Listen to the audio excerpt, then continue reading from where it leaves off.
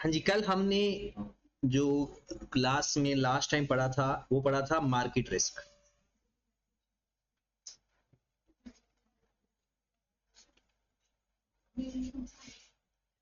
अब market risk मतलब rate of interest का रिस्क, एक्सचेंज रेट का रिस्क और रिस्क ऑफ कमोडिटी मतलब उसकी प्राइस का रिस्क।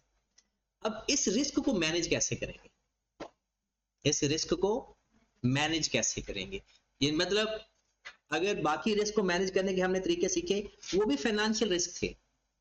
नॉन फाइनेंशियल रिस्क को कैसे मैनेज करते हैं, दो चीजें, इंटरनल कंट्रोल स्ट्रांग बना लो और इंश्योरेंस करवा। कोई भी नॉन फाइनेंशियल रिस्क है, फाइनेंशियल रिस्क दो चीजें हमने पढ़ ली, उसको हमने सिक्योर कर लिया, मतलब मैनेज करने का तरीका सीख लिया। अब है मार्केट के रिस्क को हम कैसे मैनेज करेंगे। वो कहता है कि आपने डेरिवेटिव के जरिए, किसके जरिए, डेरिवेटिव। अब जो तो है मैथ के स्टूडेंट उस वो तो डेरिवेटिव कोई और ही समझ रहे होंगे, ये डेरिवेटिव वो वाला नहीं है जो आपने मैथ में पढ़ा हो। ये डेरिवेटिव्स कहते हैं फाइनेंशियल एसेट्स को, और ये वो एसेट्स हैं जिनकी अपनी कोई वैल्यू नहीं होती, इनकी वैल्यू किसी एसेट से ड्राइव की जाती है, इसलिए इनको डेरिवेटिव बोला जाता है। मतलब ये दूसरे लफ्जों में कहे कि ये हवाई एसेट्स होते हैं डेरिवेटिव्स। मतलब जैसे अगर मैं आपसे एक बात कहता हूं कि ठीक है यार मुझे ना 1 तोला सोना दे दो, आपने कहा जी ना कितने का खरीदना है, मैंने कहा जी 2 लाख का। 1 तोला सोना मैंने खरीद लिया 2 लाख का, ठीक है, कब खरीदा, 1/1/2024 को। अब ना मैंने इसको पैसे दिए ना मैंने इसे सोना खरीदा, बट खरीद लिया। ये एक मैंने कॉन्ट्रैक्ट किया कि भाई 1 तोला सोना मेरा हो गया, 2 लाख मैंने समझो आपको दे दिया। अब ये कॉन्ट्रैक्ट हमने कहा अच्छा चलो कितनी देर तक ये कॉन्ट्रैक्ट, हमने कहा जी 2 महीनों। 1 मार्च आ गया 2024, हाँ जी, मैंने कहा अच्छा जी वो मेरा 1 तोला जो सोने की कीमत है ना, ये जो 1-2 तोला सोना है वो मैं बेचना चाहता हूं। मैंने लिया भी नहीं था, 2 लाख भी नहीं दिया था, सिर्फ एक कॉन्ट्रैक्ट किया था। उन्होंने कहा ठीक है जनाब, अब 1 तोला सोने की कीमत कितनी है, मैं बेचना चाह रहा हूं। वो कहता है जी 2,10,000। मैंने कहा चलो ठीक है बेच दो। 1 तोला सोना आप आपने बेच दिया, आपको 10,000 प्रॉफिट हो गया, आप उस बंदे से 10,000 पहले लोगे बस। आपने ट्रेडिंग की, आपने 1 तोला सोना खरीदा, 1 मार्च को बेच भी दिया, इस पे आपको फायदा भी हो सकता था नुकसान भी हो सकता था। अगर उस तोले की यानी कीमत 1,95,000 हो जाती तो आपको 5,000 का नुकसान हो जाना था। अब इसको हवाई एसेट्स क्यों कहते हैं, देखें अगर एक्चुअल में हम ट्रेडिंग करते तो मैं आपको 2 लाख रुपया देता और आप मुझे 1 तोला सोना भी देते, फिर मैं उसको मार्च में जाकर बेचता तो मुझे 2,10,000 के बजाय 10,000 प्रॉफिट होता। इसमें एक्चुअल कमोडिटी ट्रांसफर हुई है। अब इन डेरिवेटिव के केस में एक्चुअल कमोडिटी ट्रांसफर होती ही नहीं है, ये हवाई बिजनेस कहलाता है। मैंने कहा जी 1 तोला सोना फेरा हो गया, कॉन्ट्रैक्ट हो गया, एग्रीमेंट हो गया, 2 महीने बाद अब मैंने इसको बेचना है, 2 महीने बाद मैंने इसको बेचना है। जब 2 महीने का आएगा उस वक्त उसकी कीमत देखी जाएगी। अगर उसकी कीमत 1,95,000 है, इसका मतलब है मैंने 2 लाख का खरीदा था, 1,95,000 का बेच रहा हूं, मुझे 5,000 का नुकसान होगा, मैं सिर्फ वो 5,000 पे कर दूंगा बस। और इस केस में वो मुझे कितना पे कर देगा, 10,000 बस, बाकी कोई कमोडिटी की ट्रांजैक्शन वगैरह ट्रांसफर नहीं हुआ। इससे बोलते हैं, ये जो एसेट्स की बात हो रही है इसे बोलते हैं फाइनेंशियल एसेट्स, जिसकी वैल्यू ड्राइव की जाती है underlying of asset, underlying assets. Underlying asset का मतलब है जिसको आप बेस बना रहे हो, सोना बेस बना रहे हो, आप कोई गाड़ी बेस बना रहे हो, आप शुगर बेस बना रहे हो। ये मैं 2-4 आपको कॉन्ट्रैक्ट बताता हूं जो प्रैक्टिकल लाइफ में भी होते हैं। मिसाल के तौर पर अब ये क्वालिफाइंग अटेम्प्ट है बहुत सारे लोगों की, ठीक है ना। सपोज दैट जवाद ने बैठे बैठे सोचा, जो कि सोचता रहता है कि जनाब सितंबर के अंदर पेपर होंगे। अब घर वालों ने कहा है कि आपका सीए इंटर हो गया ना, हम आपकी शादी कर देंगे। और इसने कहा कि अच्छा सितंबर में एग्जाम्स होंगे और इस दिन रिजल्ट आएगा, सीए इंटर तो हो जाएगा। इसने घर वालों से बात की, उन्होंने कहा ठीक है, अगर आपका सीए इंटर हो जाता है तो दिसंबर तक हम आपका काम तमाम कर देंगे। अब इसने जून जुलाई के अंदर एमएफए की क्लास ले रहा था, वहां पर इसने डेरिवेटिव का कॉन्सेप्ट पढ़ा। वहां पर इसने कहा कि अच्छा यार, आज इसने कहा कि मैंने शादी करनी है दिसंबर के अंदर और मुझे चाहिए 2 तोले सोना, या वहां पर वो चिकन चाहिए होता है वो सर्व करने के लिए। ये ज्यादा चिकन में भी ऐसा मामला होता है, शुगर में भी ऐसा मामला होता है। ये आज चला जाता है सुनियारे के पास या चला जाता है वो शादी हाल वाले के पास कि भाई मैंने शादी करनी है। वो कहते जाकर, कहते नहीं शादी हाल बुक करवाना है। वो कहते ठीक है जनाब, शादी हाल बुक हो जाएगा, बताओ डेट क्या है। कहते दिसंबर में करवानी है। कहते फिर मसला क्या है। कहते जी मुझे ये रिस्क है कि दिसंबर आने पर इन चीजों की कीमतें बढ़ ना जाए। अब आप वहां पर कॉन्ट्रैक्ट करोगे, वो कहेगा ठीक है दिसंबर में कीमत जो भी हुई, स्पेकुलेशन होने जा रही है, दिसंबर में कीमत जो भी हुई, आज हम एग्रीमेंट कर लें कि हम आपको ये चीज इसी कीमत में प्रोवाइड करेंगे। That is a forward contract या फ्यूचर कॉन्ट्रैक्ट। आगे फॉरवर्ड और फ्यूचर पढ़ेंगे आप। फॉरवर्ड भी आपको पता है फ्यूचर को ही कहते हैं, और फ्यूचर तो नाम से फ्यूचर है। अब हो जाएगा ये कि सपोज दैट उन्होंने कहा कि भाई आज जो भी रेट चल रहा हो दिसंबर में, हमारे साथ आप एग्रीमेंट करो कि हम 3000 पर हेड आपको चार्ज करेंगे दिसंबर वाले दिन, दिसंबर वाले महीने में। अब दिसंबर जब आएगा, अगर नॉर्मल रेट 3500 है तो इसको फायदा हो गया, और अगर नॉर्मल रेट 2500 है या 2800 है तो इसको नुकसान हो गया, क्योंकि financial risk two way risk है। फायदा भी हो सकता है, नुकसान भी हो सकता है, बिल्कुल सेम एज इट इज। इसने कहा कि मैं मुंह दिखाई पे 2 तोले सोने का सेट बनवा के दूंगा। अब दिसंबर के अंदर इसको लगता है कि अभी अगर बाद में जंग के हालात चल रहे हैं, हालात कुछ ऐसे हैं कि सोने की कीमत तो 5 लाख तक चली जाएगी। इसने जाकर गया कि जनाब मैं एग्रीमेंट करने आया हूं कि आज जो कीमत है ना, एक उनके पास फॉरवर्ड कॉन्ट्रैक्ट, वैसे ये बैंक के साथ होते हैं कि हम फॉरवर्ड कॉन्ट्रैक्ट कर लेते हैं या फ्यूचर कॉन्ट्रैक्ट कर लेते हैं। एक ऑप्शन वाली भी ऑप्शन होती है कि हम एग्रीमेंट कर लेते हैं कि दिसंबर में जो भी कीमत होगी, कम होगी या ज्यादा होगी, हम आज एक एग्रीमेंट कर लेते हैं, उसी एग्रीमेंट के ऊपर हम सब मुत्तफिक हो जाएंगे। ये सारे कौन से कॉन्ट्रैक्ट हैं? इसमें ना तो एक्चुअल में कोई कमोडिटी आप ले रहे होते हो, या कोई उस वक्त at the time of agreement ना कोई कमोडिटी दे रहे होते। इसलिए इसको स्पेकुलेशन भी कहते हैं कि एक रिस्क है ना, आप जीत भी सकते हो, आप हार भी सकते हो। इस्लामिक पॉइंट ऑफ व्यू से इसको हराम करा दिया गया है, क्योंकि आपने पढ़ा है, हमने इस्लामिक मॉड ऑफ फाइनेंसिंग के अंदर पढ़ा है कि वो चीज एग्जिस्ट भी करती हो और एक्चुअल चीज किसी की मलकियत में भी हो और वो उस टाइम पर ट्रांसफर भी हो, तो इसलिए इसको स्पेकुलेशन कहा जाता है। तो ये वाले जो रिस्क हैं इनको हम कैसे आज, ये तो है एक्चुअल स्पेकुलेशन। हमने पढ़नी है बिजनेस के पॉइंट ऑफ व्यू से, हमने पढ़नी है बिजनेस के पॉइंट ऑफ व्यू से कौन सा रिस्क किस तरह से हेज किया जाएगा। हेज का मतलब पता है? मैनेज करना। हेज हेज वैसे मतलब होता है ना, वो बाड़ लगाना, बाउंड्री तय करना। तो हेज का मतलब इसमें 2 लफ्ज आपको इस्तेमाल होंगे, कि हेज, एक एक्सपोजर। एक्सपोजर कहते हैं फाइनेंशियल रिस्क को, एक्सपोजर किसे कहते हैं? यहां पर जो लफ्ज एक्सपोजर इस्तेमाल होगा वो बोला जाएगा फाइनेंशियल रिस्क को, और हेज का मतलब क्या होगा? मैनेज करना। ये 2 लफ्ज जब हम इस्तेमाल करेंगे इसके अंदर, एक हेजिंग, इसका मतलब होता है मैनेज करना, सिक्योर करना, और एक एक्सपोजर का लफ्ज पढ़ेंगे आप, इसका मतलब होता है फाइनेंशियल रिस्क। यहां पे बाकी अंग्रेजी में इसका मतलब तो आपको पता होगा, फाइनेंशियल रिस्क। ये थोड़ा सा बैकग्राउंड समझ लग गया इसका। अब आगे चलते हैं। सपोज दैट आपने एक बैंक के साथ एग्रीमेंट किया। बैंक के साथ जब आप एग्रीमेंट करोगे ना, कि बैंक के साथ कर लिया या सुनियारे के साथ कर लिया या शादी हाल वाले के साथ एग्रीमेंट कर लिया, ये जब एग्रीमेंट करते हैं ना, इस एग्रीमेंट को कहते हैं ओवर द काउंटर। क्या बोलते हैं? Over the counter. एक कंपनीज कुछ ऐसी है, शायद आपने सुनी हो कंपनीज, वो आपसे पैसा लेकर ना किसी और बंदे में इन्वेस्ट करती हैं, वहां से प्रॉफिट लेकर अपना कमीशन रखकर हमें वापस अपना पैसा दे देते हैं। जिस स्टॉक एक्सचेंज में ब्रोकर बैठे होते हैं, ये क्या करते हैं, हमें कहते हैं फलां कंपनी में इन्वेस्टमेंट कर दो।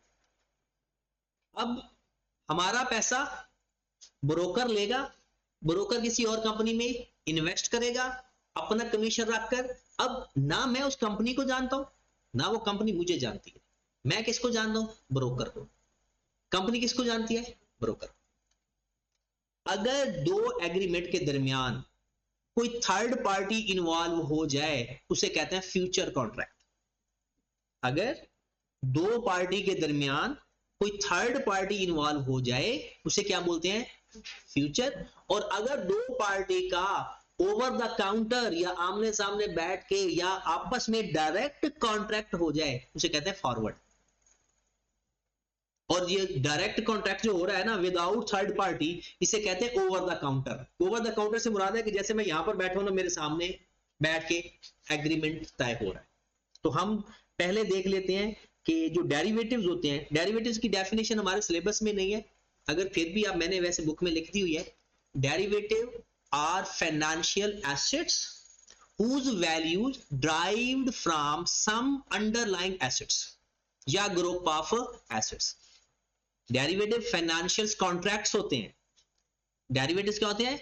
एग्रीमेंट होते हैं, कॉन्ट्रैक्ट होते हैं जिनकी वैल्यूज किसी एसेट्स की बेस के ऊपर ड्राइव की जाती है। कोई एक एसेट भी हो सकता है, ग्रुप ऑफ एसेट्स भी हो सकते हैं। ये शुरू में ही डेफिनेशन लिख दी है चैप्टर के बिल्कुल स्टार्ट में, वो हमारे सिलेबस में नहीं है। हमारा सिलेबस स्टार्ट हो रहा है फाइनेंशियल ऑब्जेक्टिव से, उसके ऊपर जो कुछ भी 1.5 पेज है वो आपके सिलेबस में नहीं है, वो सिर्फ अंडरस्टैंडिंग के लिए लिखी। अब डेरिवेटिव्स हमारे सिलेबस में है, जो कल हमने लिखवा दिए थे, उसमें से मैं दो चीजों को अभी डिस्कस करने लगा हूं। फॉरवर्ड कॉन्ट्रैक्ट क्या होता है जी, और फ्यूचर कॉन्ट्रैक्ट क्या होता है। फॉरवर्ड कॉन्ट्रैक्ट क्या होता है और फ्यूचर कॉन्ट्रैक्ट क्या होता है। ये आपका इस तरह से नहीं बताया होगा, लेकिन आपने इन चीजों को बेस बनाकर सवाल में अगर पेपर में अगर सवाल आ जाता है तो इसको बेस बनाकर आप जवाब दे सकोगे। फॉरवर्ड कॉन्ट्रैक्ट, क्या कोई थर्ड पार्टी इन्वॉल्व होगी या नहीं? नहीं। इसे हम बोलते हैं over the counter. Over the counter. और इसमें क्या होता है? Involve third party.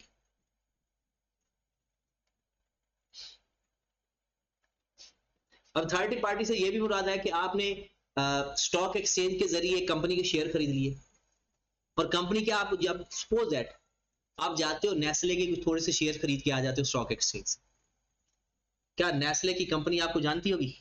कभी भी नहीं।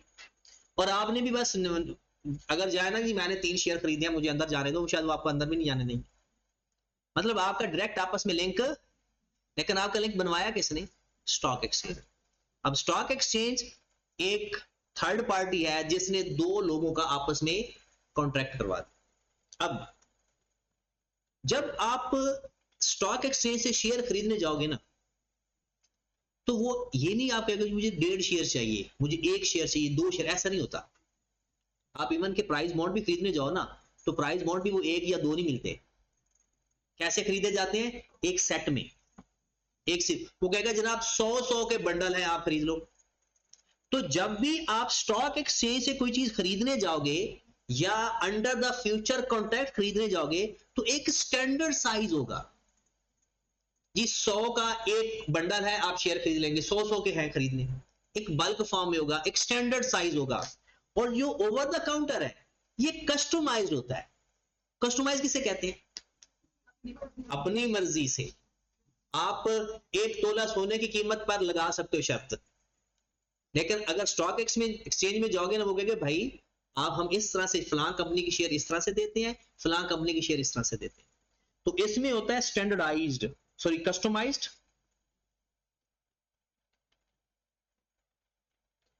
कॉन्ट्रैक्ट साइज, और इसमें होता है स्टैंडर्डाइज्ड कॉन्ट्रैक्ट साइज।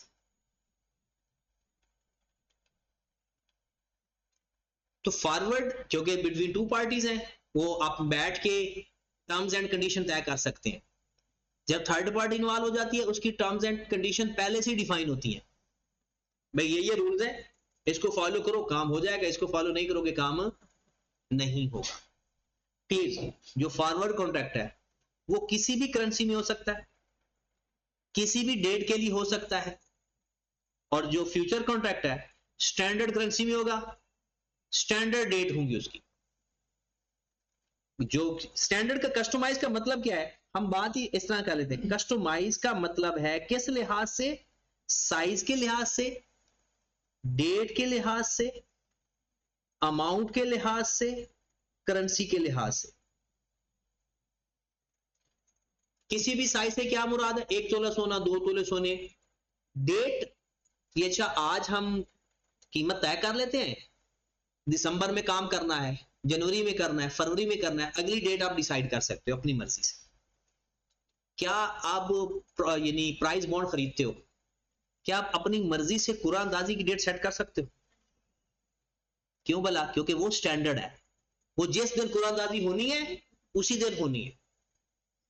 ये बिल्कुल size, date, amount, currency future contract में स्टैंडर्डाइज होती है और फॉरवर्ड कॉन्ट्रैक्ट में कस्टमाइज होती है।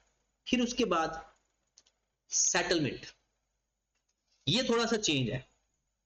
सेटलमेंट से ये मुराद होती है कि अब हमने कॉन्ट्रैक्ट मैच्योर करना है। जैसे जवाद ने कहा था जी दिसंबर के लिए कॉन्ट्रैक्ट किया, अब वो दिसंबर पर ही एग्जीक्यूट होगा, ना जनवरी में जाएगा ना नवंबर में जाएगा। अब अगर उन्होंने शादी लेट की तो इसका कॉन्ट्रैक्ट एक्सपायर हो जाएगा, इसको ही नुकसान हो जाएगा। और अगर उन्होंने शादी जल्दी की, वो कहेंगे नहीं। फॉरवर्ड कॉन्ट्रैक्ट में क्या है, आप जो मैच्योरिटी डेट है वो उसी दिन आपने करना होता है, उसी दिन आपने कॉन्ट्रैक्ट अपना सेटल करना होता है। और जो फ्यूचर होता है ना, आप नंबर ऑफ शेयर खरीद के आते हो, अब किसी भी दिन जाकर आपको लगता है कीमतें बढ़ रही है, जाकर बेच दो स्टॉक एक्सचेंज में। कीमतें कम हो रही है, बढ़ रही है, वो हर डेट को सेटल हो सकता है। और उसका जो फायदा नुकसान है वो आपका साथ साथ ट्रांसफर भी होता रहता है। जैसे आपने कॉन्ट्रैक्ट खरीदा, जो फॉरवर्ड कॉन्ट्रैक्ट है वो तो सीधी सीधी शर्त है, जिस डेट को शर्त होगी उसी दिन कीमत कम या ज्यादा देखी जाएगी। अगर आप फ्यूचर कॉन्ट्रैक्ट करना चाहते हो ना, एक एग्जांपल लेते हैं। आपने कहा जी 1 तोला सोना 2 लाख का है, वैसे तो ये 3 लाख भी क्रॉस कर चुका है, और है कब तक का है, 2 मंथ तक का कॉन्ट्रैक्ट है। फॉरवर्ड कॉन्ट्रैक्ट के अंदर ना 2 महीनों से पहले कीमत जो मर्जी हो, कम हो या ज्यादा हो, कोई फर्क नहीं पड़ता। किस दिन कीमत देखी जाएगी, मैच्योरिटी डेट वाले दिन, उस दिन आपकी जीत या हार। तो ये सेटल होगी एट मैच्योरिटी। फ्यूचर में आ जाए, आपको अगर लगता है कि अच्छा जी 1 महीने बाद कीमत ज्यादा हो गई है, अब उसी वक्त सेटल करवा लो, कम हो गई है अब उसी वक्त सेटल करो। आप अक्सर देखते हो, आप कहते हो यार मैं ना शेयर बेचना चाह रहा, वेट कर रहा था कि कीमत ऊपर जाएगी ऊपर जाएगी, वो जा रही थी, हमने कहा बहुत ऊपर जाएगी, फिर नीचे आ गई।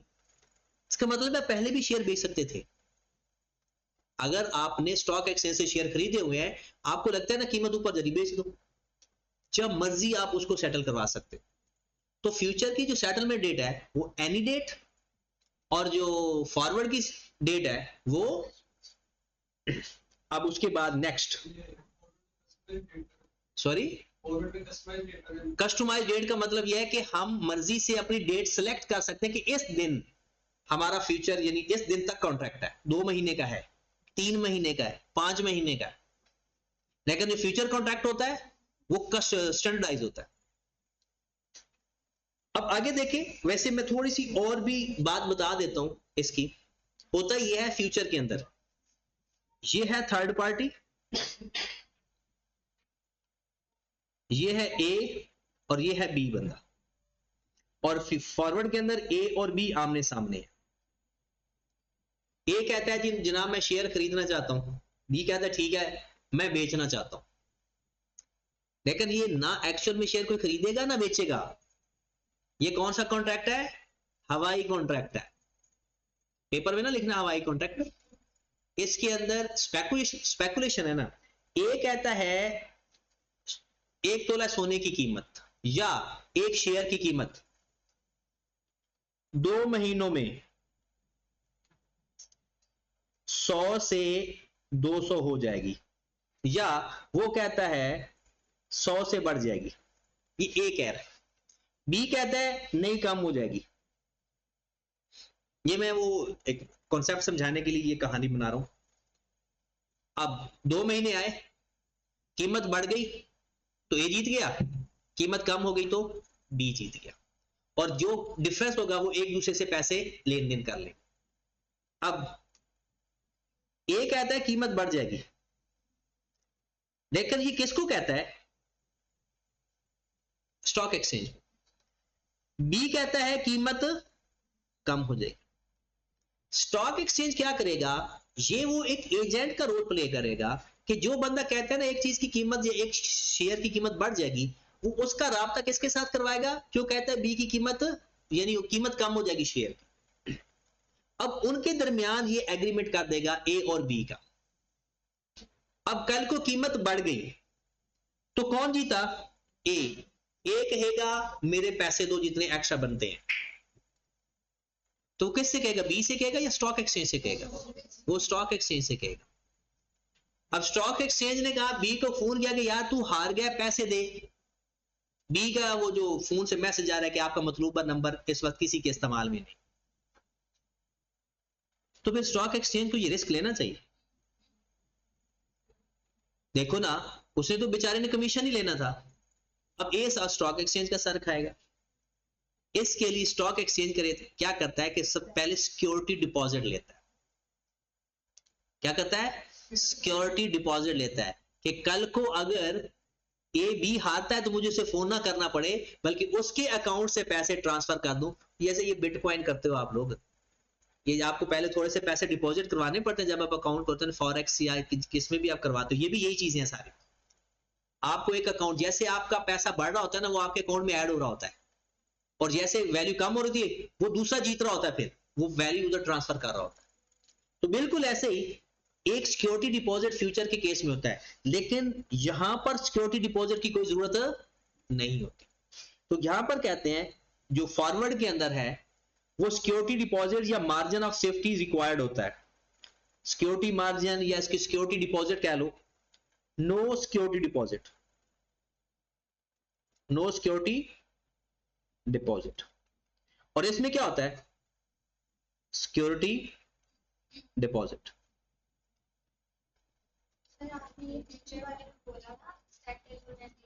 हाँ जी, ये मैं बुक वाला में बाद में करवाता। ठीक है, न्यू सिक्योरिटी डिपॉजिट। और इसमें क्या होगा? Security deposit. अब अगली बात, फॉरवर्ड के केस में डिफॉल्ट के चांसेस हैं, रिस्क ऑफ डिफॉल्ट है, या फ्यूचर के केस में? क्योंकि फ्यूचर में तो सिक्योरिटी पड़ी हुई है, वो बंदा भाग भी जाए तो जाए, उसके पैसे पड़े हुए हैं। तो रिस्क ऑफ डिफॉल्ट फॉरवर्ड के केस में होता है, फ्यूचर के केस में नो रिस्क ऑफ डिफॉल्ट। अच्छा, बुक में आप कुछ कह रहे हो तो मैं आपको बुक से वेरीफाई करवा देता हूं। ये आपकी बुक में नहीं कॉलम बने हुए, ये मैंने कॉलम इकट्ठे बना दिए, फिर बुक की वर्डिंग भी है। Over the counter forward contract और third party involve. Customised contract होता है, अमाउंट करेंसी स्टैंडर्ड साइज होता है, मेजर करेंसी में होता है। सेटल्ड ऑन एनी डेट का मतलब है आप किसी भी डेट का कॉन्ट्रैक्ट कर सकते हो, 2 महीने का, 3 महीने का, किसी भी डेट का कॉन्ट्रैक्ट कर सकते हो। और इसमें क्या होगा? सेटलमेंट डेट स्टैंडर्ड होगी मार्च, अज्यूम करें मार्च, जून, सितंबर, दिसंबर। जैसे आपको पता है जो ये प्राइस बॉन्ड होते हैं उनकी जो डेट होती है लॉन्च की, कुरानदाजी की, वो पहले से अनाउंस होती है कि इस डेट को उन्होंने अनाउंस करना है। ये देखिए यहां पर वो लिखा हुआ है, ये गेन या लॉस सेटल्ड एट मैच्योरिटी, ये मैं बात कर रहा था। गेन या लॉस सेटल्ड ऑन, मतलब जो आपका फायदा हुआ या नुकसान हुआ 2 महीने गुजरेंगे तब देखा जाएगा। और इसमें क्या है, गेन या loss settled on daily basis. मिसाल के तौर पर ये जो आप लोग बिटकॉइन वाला काम करते हो या फॉरेक्स में इन्वेस्टमेंट करते हो, ये फ्यूचर है, ये फॉरवर्ड नहीं है। भला क्यों, आपके दरमियान वो ऐप इन्वॉल्व है, वो ऐप एजेंट है। अब जैसे जैसे आपके पैसे बढ़ते जाएंगे ना, वो आपके अकाउंट में साथ साथ आते रहेंगे, और कम होते रहेंगे तो आपके अकाउंट से, जैसे आपका अकाउंट खाली होगा वो कहेंगे और पैसे ले आओ। लेकिन यहां पर क्या होगा, 2 बंदे डायरेक्ट इन्वॉल्व होते हैं जो आपस में कॉन्ट्रैक्ट कर रहे होते हैं। फिर no initial margin required, initial margin required, high risk of default, no risk of default. ये जरूरी नहीं कि सारे याद करें, इसमें जो बातें याद करने वाली मैं निशान लगा दूंगा जो आपकी बुक में है, 1 2 मेन, ये 2 तो तकरीबन सब में ही है, बाकी सेटलमेंट डेट को देख लो, जिसको देख लो फिर बुक के अंदर देख लेंगे कि कौन कौन सी चीजें आपके हैं। लेकिन ये जो मैंने आपको लिखवाई हुई है ना, ये तकरीबन मैक्सिमम इनकी फीचर्स हैं। ठीक होगी बात, आगे चले। फॉरवर्ड और फ्यूचर के बारे में थोड़ा सा कॉन्सेप्ट बन गया कि ये डेरिवेटिव्स ही हैं, ये वो फाइनेंशियल कॉन्ट्रैक्ट होते हैं। अब फाइनेंशियल कॉन्ट्रैक्ट से क्या मुराद है, इसकी एक छोटी सी एग्जांपल, बल्कि सवाल से चलते हैं। ऐसे एक छोटा सा सवाल कर लेते हैं ताकि बेस बन जाए। मिसाल के तौर पे एक कंपनी, पहला rate of interest, risk of rate of interest, ठीक है। ये सवाल मैंने शुरू कर दिया है, सवाल चेक मंडे को कर लेंगे, लेकिन अभी बताना शुरू कर दिया है। रेट ऑफ इंटरेस्ट का रिस्क होता क्या। अब आपको लोन चाहिए आज से 3 महीने बाद, आपको लोन चाहिए आफ्टर 3 मंथ,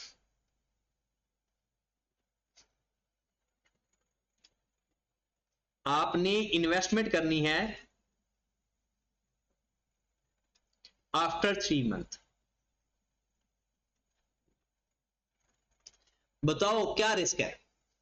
आपको लगता है कि 3 महीने बाद आपको पैसे चाहिए और आपने 3 महीने बाद लोन लेना है, आप आज खड़े हो, आपको रिस्क है कि रेट ऑफ इंटरेस्ट बढ़ ना जाए या कम ना हो जाए, बढ़ ना जाए। रेट ऑफ इंटरेस्ट कहीं आपकी कॉस्ट बढ़ने का चांसेस है या कॉस्ट कम होने का चांसेस है, कॉस्ट बढ़ने का चांसेस है।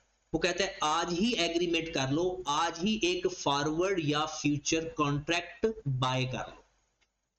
आपको लगता है कल को कॉस्ट ज्यादा हो जाएगी तो आज ही खरीद लो, आज ही एग्रीमेंट कर लो।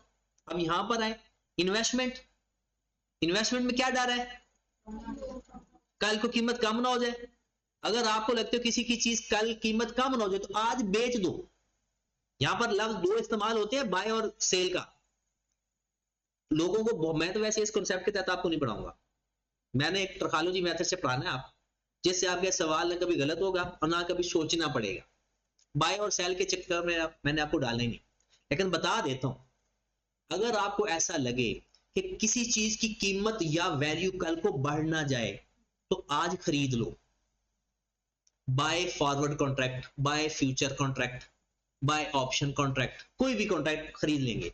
आपको लगता है कल को इसकी वैल्यू कम ना हो जाए तो अभी बेच दो।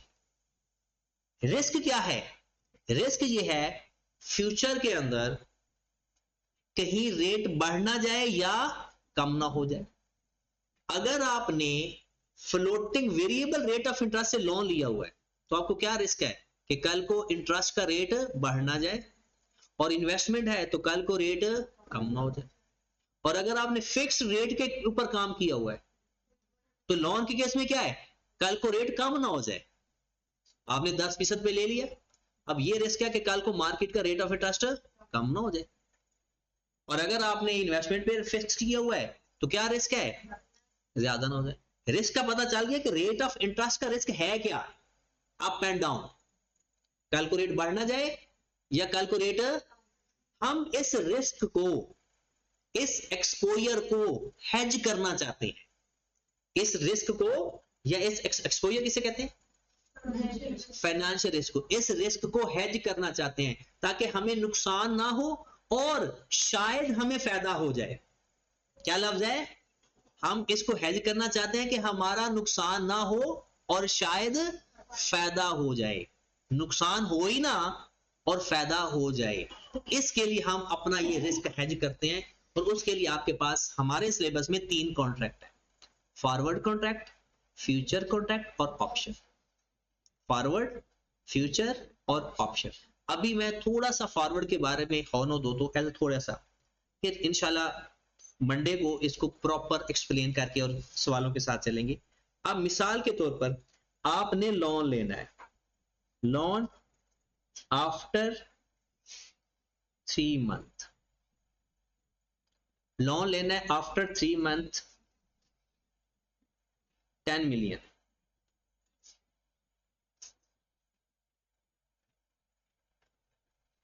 ठीक हो गया? आपने 10 मिलियन का लोन लेना है, तो अब आपको, और आज का करंट रेट है 8%। हाँ जी, बताओ आपको क्या रिस्क है, रेट बढ़ना जाए या कम हो जाए? रेट बढ़ना जाए, कॉस्ट आपको ज्यादा ना पड़ जाए, तो आप बाय करोगे कॉन्ट्रैक्ट या सेल करोगे? इसका मतलब है आप करोगे बाय फॉरवर्ड कॉन्ट्रैक्ट। अभी थोड़ा सा फॉरवर्ड के बारे में एक एग्जांपल देता हूं। फॉरवर्ड कॉन्ट्रैक्ट, हाँ जी, फॉरवर्ड कॉन्ट्रैक्ट का रेट है 8.5%। अज्यूम कर रहे हैं फॉरवर्ड रेट क्या है, 8.5%। अब प्रैक्टिकल एग्जांपल देने लगा।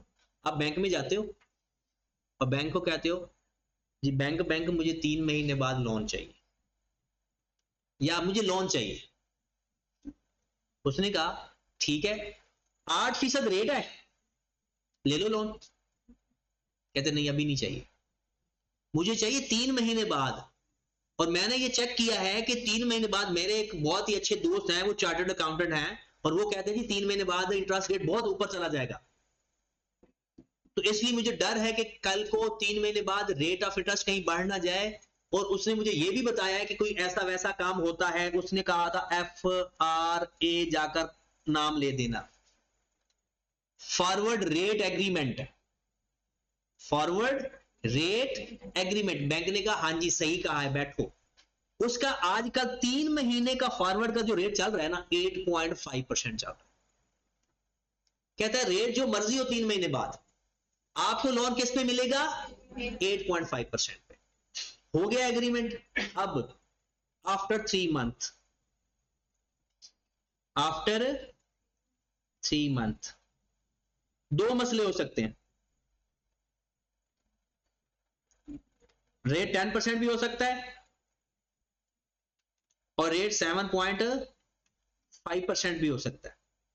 बताओ आपको 3 महीने बाद किस सिचुएशन में फायदा होगा, 10% पे या 7.5% पे? 10%। किस पे फायदा होगा, 10% पे। और नुकसान किस पे होगा? अगर आपसे कोई ये पूछ ले कि मुझे ना फॉरवर्ड के ऊपर गेन बताओ, तो मैं लिखूंगा गेन ऑन फॉरवर्ड या FRA 10 मिलियन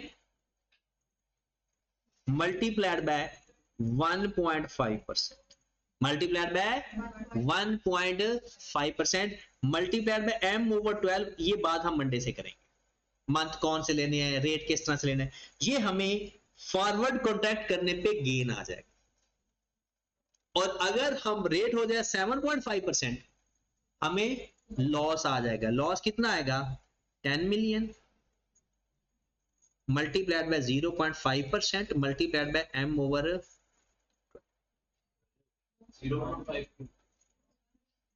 सॉरी 1%। अब जरा एक बात गौर से सुने, अगर रेट हो जाता है 10%, फिर तो फायदा हुआ ना, आपको तो 8.5% में मिलेगा।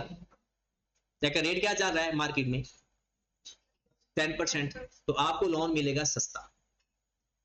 इस केस में आपको लग रहा है कि नुकसान हुआ है, आपका नुकसान नहीं हुआ। आपने तो पहले ही प्लान किया था कि यार 8-8.5% फिक्स किया होगा रेट, तो इससे ज्यादा नुकसान से बच गए। अगर रेट 10% हो जाता तो आपको 1.5% ज्यादा इंटरेस्ट पड़ना था ना। आपने जो रिस्क है अपना हेज कर लिया। हेज करने से मुराद ये नहीं है कि टू वे है, नुकसान तो होना ही होना है, टू वे है, लेकिन ये है कि आपका पहले ही प्लान था कि 8.5% के हिसाब से मुझे इंटरेस्ट पड़ेगा, आप ओके है, तो आप तो प्लानिंग किसके हिसाब से की होगी, 8.5% के हिसाब से। अगर रेट ऑफ इंटरेस्ट बढ़ जाता है तो फायदा हो गया, वरना अगर उससे कम हो जाता है तो आप उतने पे तो फिक्स हो ना, नुकसान जरूर हुआ है लेकिन आपका वो जो रिस्क है वो हेज हो गया है। मतलब आपने ये कहना है कि मैंने ये प्लान किया था, ये मेरी फाइनेंस कॉस्ट आएगी, वो इसी पर ही फाइनेंस कॉस्ट आएगी, इससे ज्यादा आपको फाइनेंस कॉस्ट नहीं पड़ सकती। ठीक है, तो ये इंशाल्लाह इस फॉरवर्ड को और रेट ऑफ इंटरेस्ट को हम इंशाल्लाह मंडे को डिस्कस करेंगे। अभी सिर्फ फॉरवर्ड और फ्यूचर का थोड़ा सा कॉन्सेप्ट समझाया, बस आपने एक दो तीन चीजें पढ़ लेनी है और ये पढ़ के लाजमी आनी है और इसका लिंक बनाना है। सबसे पहला ये पढ़ के आना है जी, और ये आपको हर बात क्लियर लगेगी।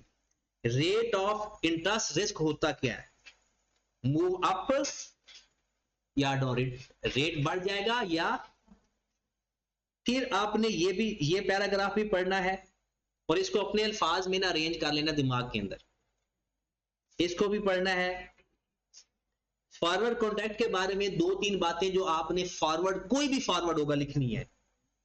अगर आप ये देखें सबसे पहले क्या लिखा हुआ है, ये तो लिखा हुआ है ना कि ये नाम लिखा हुआ है, a forward rate agreement is a forward contract for a rate of interest. अगर एक्सचेंज रेट का होगा यहां एक्सचेंज रेट लिख देंगे। निगोशिएटेड ओवर द, आगे बात, over the counter. It is a contract arrange no, fix कर देते हैं रेट, कब के लिए, फ्यूचर के लिए। ये एक बाइंडिंग एग्रीमेंट होता है। उसके बाद वो कहते हैं एक फिक्स इंटरेस्ट रेट नो, ये तो वही बात उसने दोबारा कर दी, और ये चीज मैंने आपको समझानी है मंडे वाले दिन। तो फिलहाल आपने सिर्फ ये पढ़ते तीन चीजें पढ़ लेनी है यहां से और याद करके आनी है, और सिर्फ ये एक टेबल याद करना है आपने, ये शुरू वाला ये टेबल ही आगे बार बार आपको आएगा, ये सारा एज इट इज नहीं आता, जो चीजें साथ साथ लिखी होगी हम उसमें से वो लिख दिया करें। ठीक है जी।